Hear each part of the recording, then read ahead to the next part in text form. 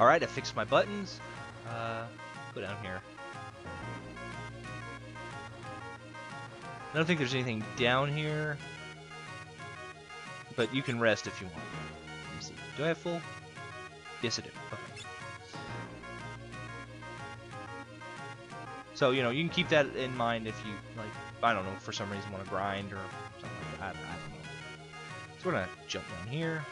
I can say thank you. Rock wouldn't appear for some reason. And across we go. We get a flail! Yay, flails! Okay, so... Actually, I'm going to put the flail on you. Ooh, leather shield. Okay. Alright, and I'm going to put you in the back row because it is a long-range weapon.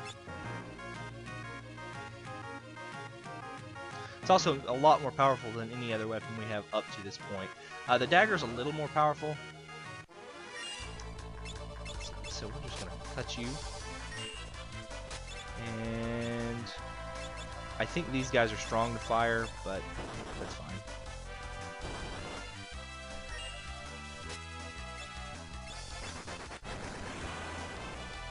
Oh, they're immune to fire. What about that? Just defend.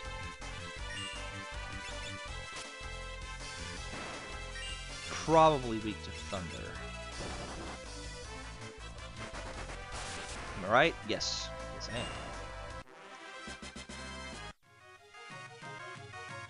am. And across we go.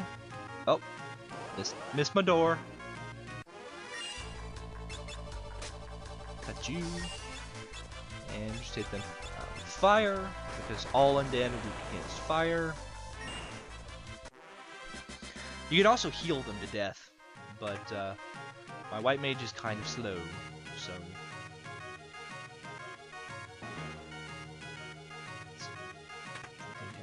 No, okay, we don't want to go down there just yet. We want to go through here. Get this chest. Because free tents are always awesome. Always welcome, etc.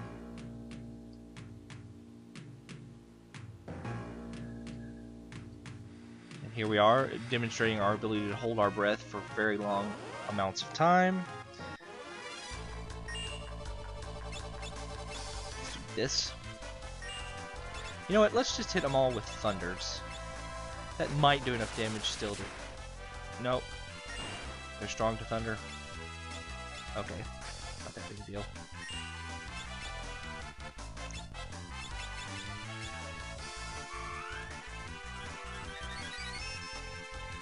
Oh wow, they're considered undead. I did not know that. Okay, that works. That certainly works. I thought they were considered sea creatures. They must be some kind of ectoplasm or something. I was thinking they were like a sea slug or something. Another great thing about the flail is because it's a long-range weapon, not only do you get full attack power when you're in the back row, you also get, screw you guys, you also get full attack power when you're hitting enemies that are in their back row. So that's useful if you want to kind of target dudes in the back.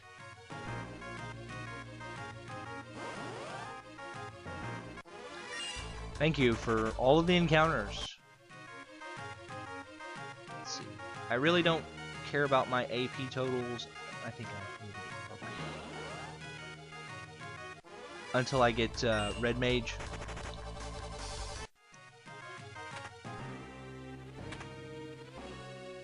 Yeah. Just right here. Generally, I probably wouldn't care about my AP totals at all. After I get Flee from Thief, there's really not much that I'll need from him. Same with Knight and, like, say, Cover. Or not Cover. Oh, what is that ability called? There's an ability they have that basically makes them immune to physical attacks. Goodness. But anyway, monks, pretty much everything they can do innately. I'd probably put chakra or maybe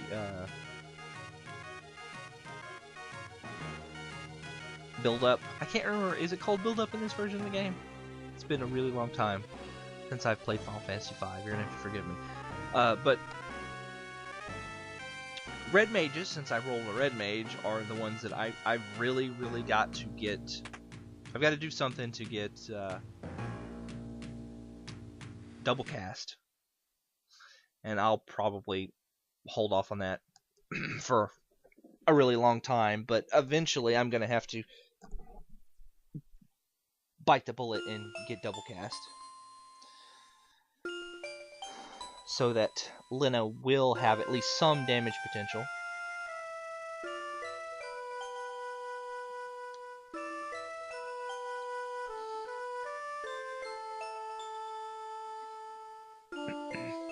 So the big reveal is that Ferris is a woman.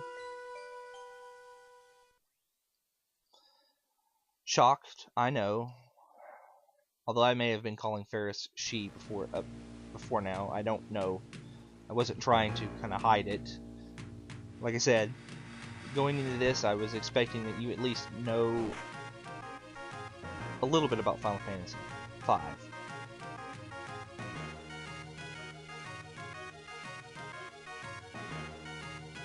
That's for certain. Cue laugh track. So, let's see.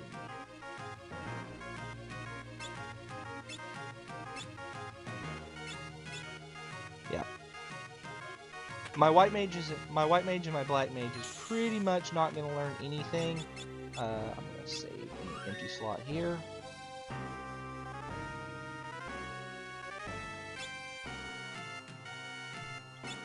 Keep hitting the wrong button.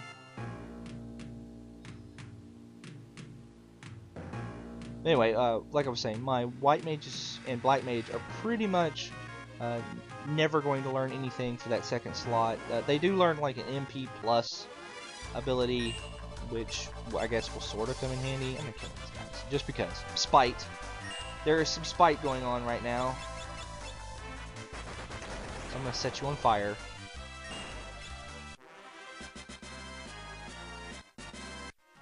Let's see, what level am I? 7? Okay, yeah. Go through here and get a map. Give me the world map. Down here, I think there's some chests. Play the little get item jingle. Won't let me move. Antidote.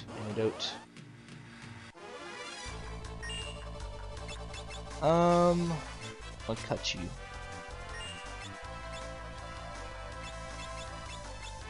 Set everybody on fire. I'm gonna cut you, or I'll crush you, hit you with the thing, and kill everybody to death.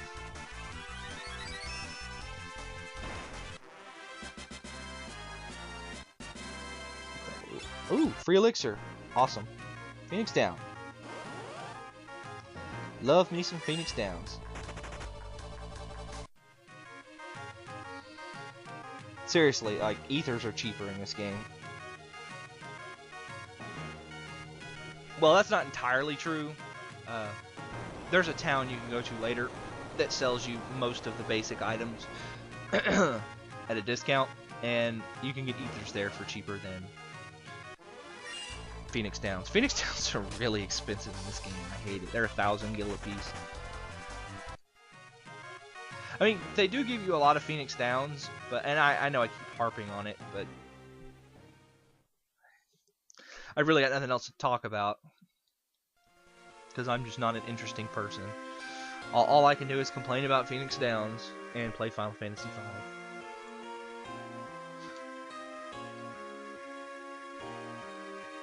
Come closer.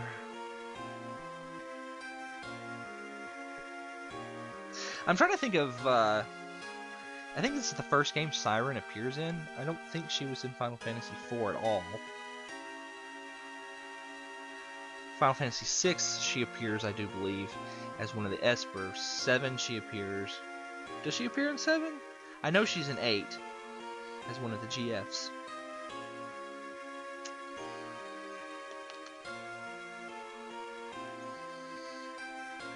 I don't know. But in this one, she's not a summon, she's a boss. Pretty easy boss, too.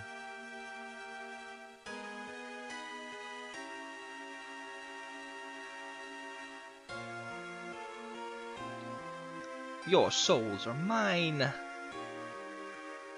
And then due to Galoof's amnesia, he does not remember his loved one.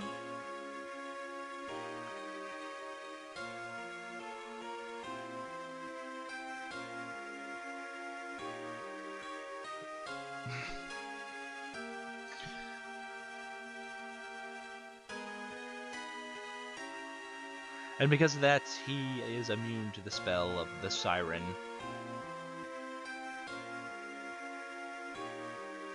Who's trying to suck the souls out of our party members here.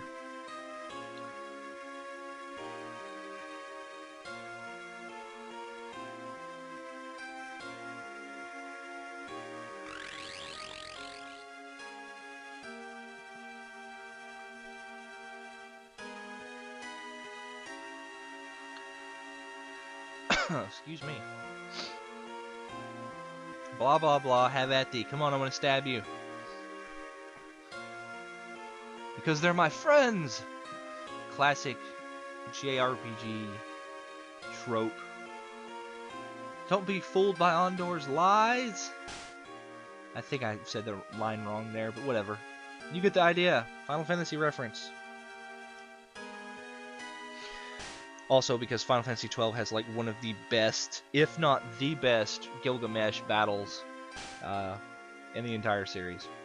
I'm sorry, but Gilgamesh in Final Fantasy XII is way cooler than Gilgamesh in Final Fantasy V.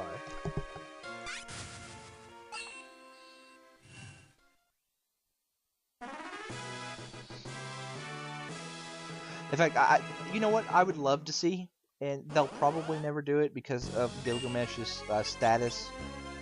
Oh man, don't haste yourself. I suppose that's better than, I think she's strong against magic at this stage.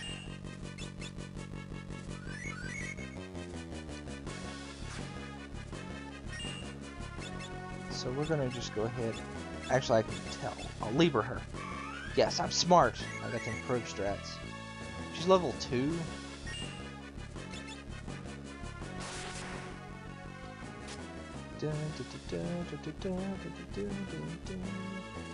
So anyway, after a few turns, she becomes one of the undead, in which case her weakness has changed. She becomes weak to fire. And I'll go ahead and just do this. Her defense also kind of skyrockets. The idea behind this boss is that you use physical attacks on her not undead form, and then use magic attacks on her undead form. Or potions. That's why I bought all the potions. Let's hit it with this. Venomous Clasp? No, that's terrible. Okay. One more potion. And you're poisoned. So... actually, you know what? I'm just going to heal.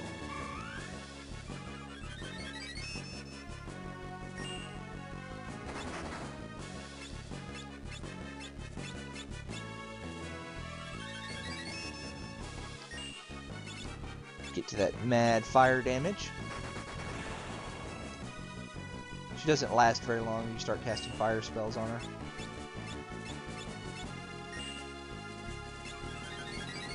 She usually turns back by now. There you go.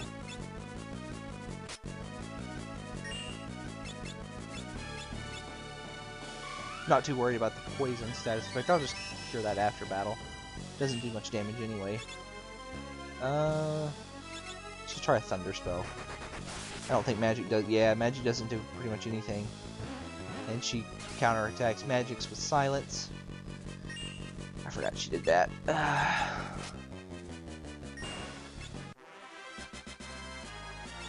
Hey, free bronze armor. Awesome.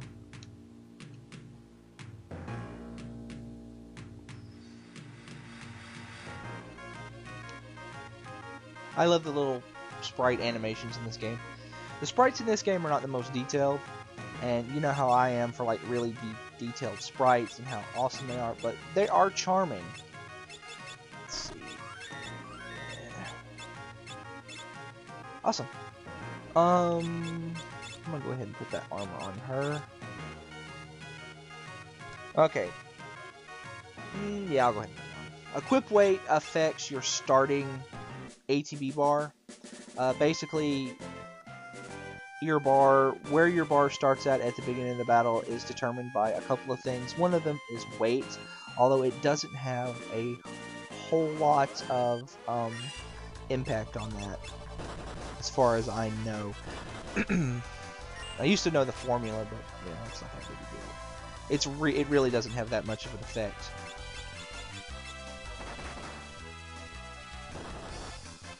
Because as far as I know, it doesn't actually affect the rate at which your ATB fills up. There's a bug on my hand. Okay. Sorry.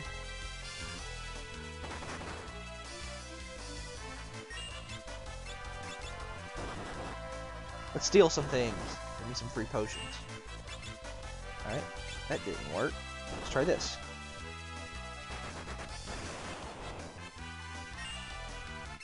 You know what? Screw. Oh, okay. Punch. Punch.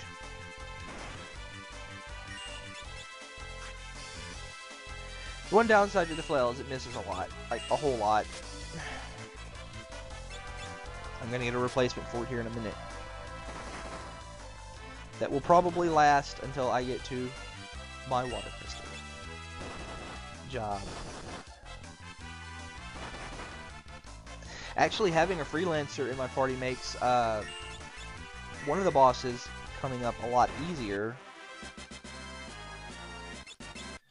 Like the boss of the tower where you get the water crystal, it's going to make that guy a lot easier.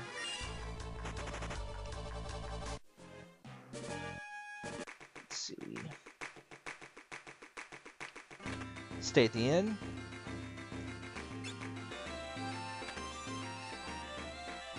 Shouldn't need to buy items, so we're not going to go to the store there and buy any, but let's take a quick look in the equipment shop and then raid the town for items.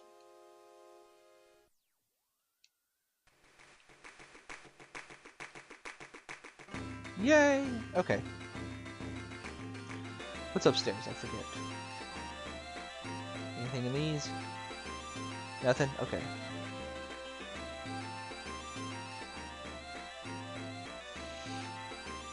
Alright. Open shop. What's in here? A dagger. I could buy another dagger. Might be a good idea, actually.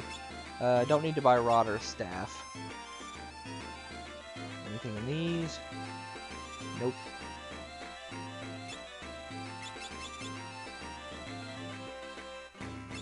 Alright. We don't need none of that.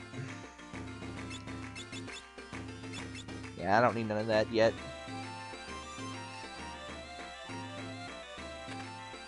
Any new magic? Sleep and silence. Oh, protect. Yes.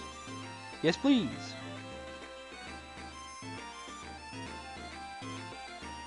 Ain't no reason to go in the pub. Let's see. But if you go down here, there is a frost rod. Put that on Ferris.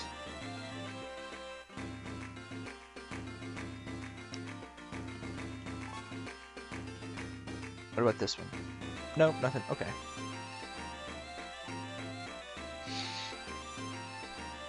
Now, well, I didn't mean to do that, but anyway, frost rods, flame rods, and lightning rods, thunder rods, I forget what they call them, are weapons that all black mages can do.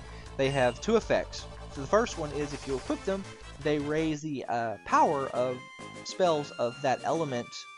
For example, I'm wearing a frost rod, so my ice spells will do 50% more damage. It's really good. The other effect they have is if you go into your inventory and select them from your menu. Let's see, save.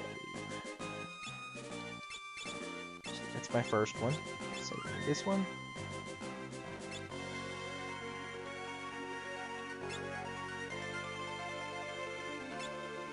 Alright.